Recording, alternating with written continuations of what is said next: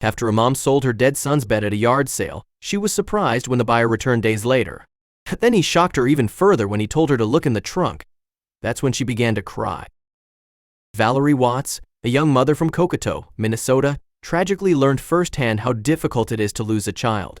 During her 9th month of pregnancy, everything was prepared for the birth of her son. But then, just a few days before her due date, she felt something was wrong. Unfortunately, her mother's intuition was right. Valerie sensed something wasn't right when her son had stopped moving in her womb. Unbeknownst to Valerie at the time, her son's umbilical cord had become pinched in utero, cutting off his supply of oxygen and nutrients. The baby, who she named Noah, died in her womb, and the devastated mother later delivered him stillborn, a circumstance many can hardly imagine. Sadly, Valerie had to live through every mother's worst nightmare. After her son's tragic passing, Valerie Watts struggled with what to do with Noah's belongings. An entire nursery was ready for a baby who never made it home. For over a year, his room remained untouched. Then, the mourning mother finally had a yard sale, where she eventually agreed to sell the crib she had so anxiously hoped to use when she welcomed her son home, a reality that never came to be.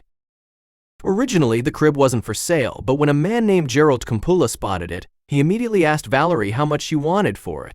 He had big plans for it without knowing the story behind it.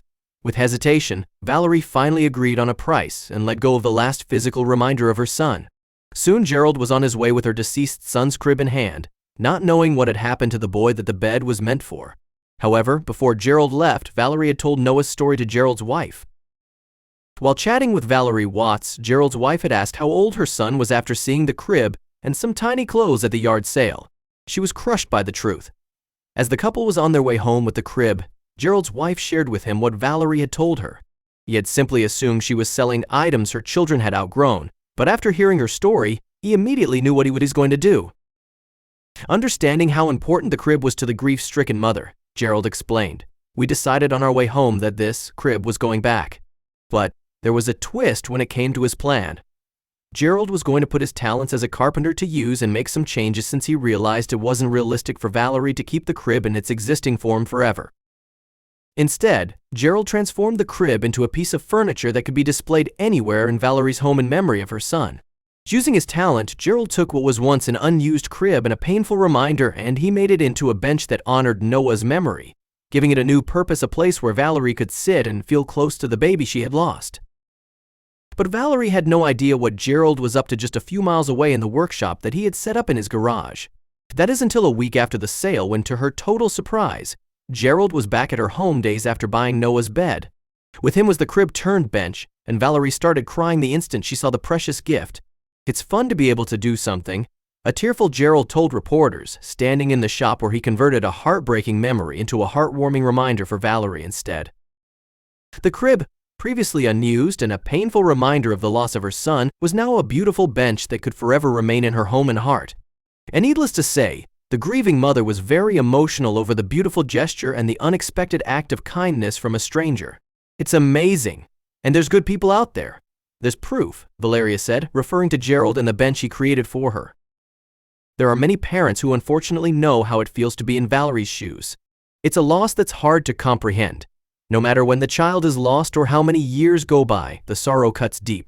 Finding comfort afterward is not an easy task, and those closest to the family who suffered such a tragedy even struggle to know what to do or say to offer support. It's heartwarming to see a complete stranger take a chance to bring someone who experienced such grief some type of joy. But Gerald succeeded, showing Valerie she isn't alone and others do feel compassion for the pain she experienced. Indeed, there are good people out there, and Gerald is certainly one of them. Valerie Watts was overwhelmed with emotion as she ran her fingers across the smooth wooden surface of the bench. It was no longer just a crib, it was a piece of her son's memory, reimagined into something she could cherish forever. The transformation was more than just physical, it was a symbol of love, empathy, and a stranger's kindness that helped her heal in ways she never expected. She sat on the bench for the first time, memories of her pregnancy flooded back. She remembered the excitement she felt preparing for Noah's arrival, the dreams she had for his future, and the unspeakable heartbreak of losing him before she ever got to hear his first cry. But now, instead of sadness consuming her, she felt warmth because someone had taken the time to honor her son's short but meaningful existence. Gerald stood silently watching as Valerie processed what had happened. He could see the tears in her eyes, but they weren't just tears of sorrow, they were also tears of gratitude. "I just wanted to do something special," he finally said. "I didn't want the crib to just disappear. I wanted it to have a purpose, just like your son's life had a purpose." His words touched Valerie deeply, reinforcing what she already knew: Noah's life, no matter how brief, had meaning. News of Gerald's gesture quickly spread throughout the community, and many people were touched by the story. Valerie received messages of support from friends, family, and even strangers who had heard what Gerald had done. Some parents who had lost children of their own reached out, sharing their stories and expressing how much comfort it gave them to see an act of kindness like this. For Valerie, the bench became more than just a piece of furniture, it became a sanctuary. Whenever she missed Noah, she would sit on it, close her eyes, and feel a sense of closeness to the son she never got to hold. She even placed it in a special spot in her home, surrounded by photos and small mementos that reminded her of the little boy who had changed her life forever. As time passed, Valerie and Gerald formed an unlikely friendship. What started as a simple yard sale transaction turned into a bond built on empathy and compassion. Gerald continued to check in on Valerie from time to time, making sure she was doing okay. But he never sought recognition for what he had done. He simply wanted to help a grieving mother find a little bit of peace. The story also inspired others to find ways to support grieving parents. Some local woodworkers even reached out to Gerald, asking how they could turn their own skills into something meaningful for families who had lost children. It was a reminder that sometimes the smallest gestures could have the biggest impact.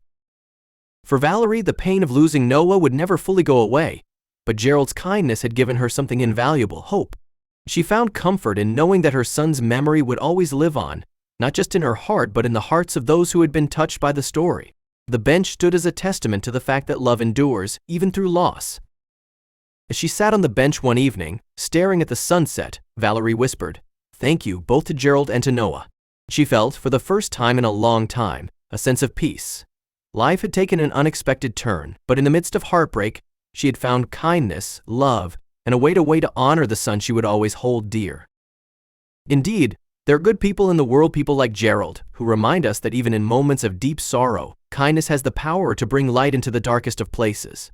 And for Valerie, that light would always shine through the beautiful bench that once held the dreams of a little boy named Noah.